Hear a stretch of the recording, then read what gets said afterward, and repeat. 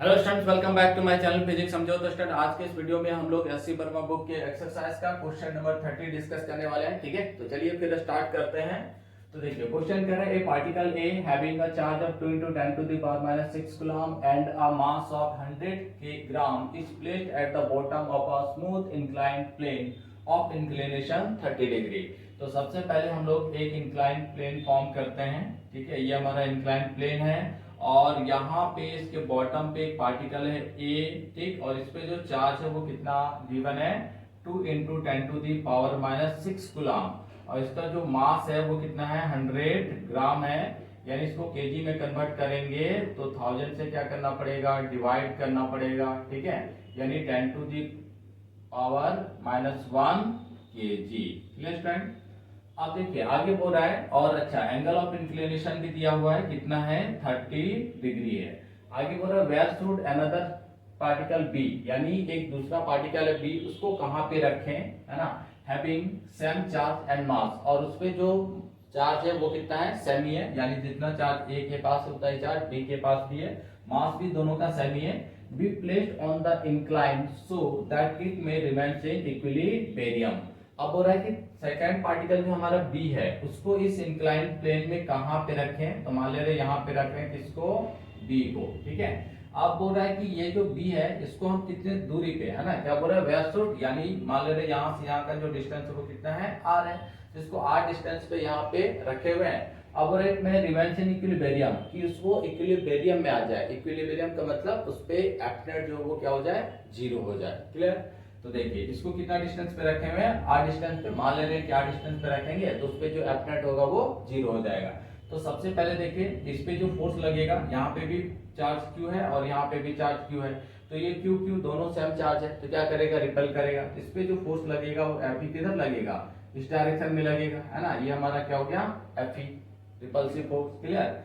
अब इसको धरती माता नीचे की तरफ खींच रही हो, कितने ताकत से, mg ताकत से। इस पे नॉर्मल फोर्स भी लग रहा होगा इस डायरेक्शन में। क्लियर?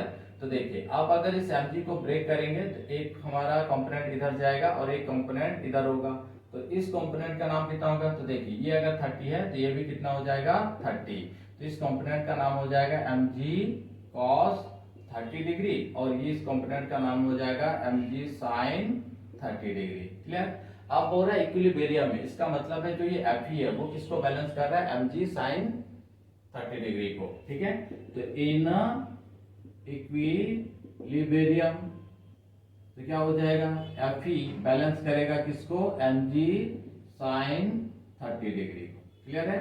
तो देखिए एफ कितना हमें गिवन है, F equal to K Q, दोनों का चार्ज सेम है, तो Q square upon R square equal to mg sin 30 degree. ठीक, के का वैल्यू 9 × 10⁻9 इंटू चार्ज देखिए कितना है, तो 2 × 10⁻⁻6 का होल स्क्वायर अपॉन आर हमें निकालना है, कितने दूरी पे रखे हैं तो छोड़ देते हैं, आर स्क्वायर। ठीक है, एम मास देखिए कितना है, 10⁻⁻1 इंटू जी, जी ले लेंगे यहाँ पे 9.8 इंटू साइन 30 डिग्री, तो साइन 30 डिग्री का वैल्यू क्या हो जाएगा, 1/2 हो जाएगा। क्लियर है?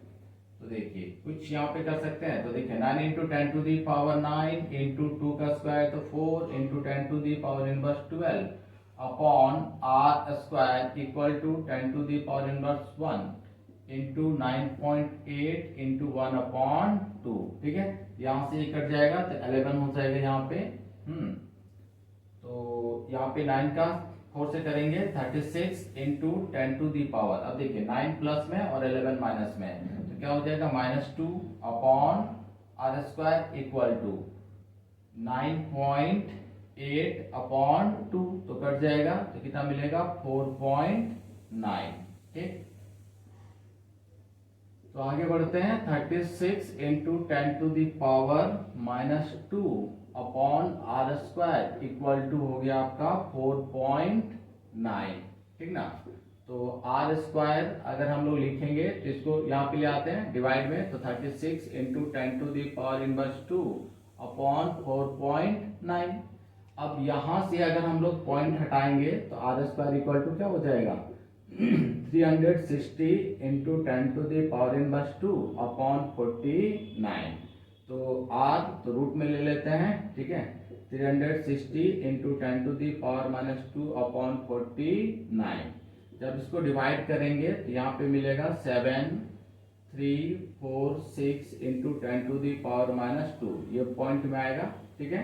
तो r इक्वल टू आ जाएगा आपका 0.27 इंटू सॉरी, यहाँ पे इसको निकालेंगे तो 2.7 इंटू 10⁻⁻1 आ जाएगा, यानी r इक्वल टू 0.27 आ जाएगा, है ना, ये मीटर में। तो अगर इसको सेंटीमीटर में कन्वर्ट करेंगे, ठीक है, तो 1 मीटर इक्वल टू 100 सेंटीमीटर, तो ये हमारा आ जाएगा 27 सेंटीमीटर।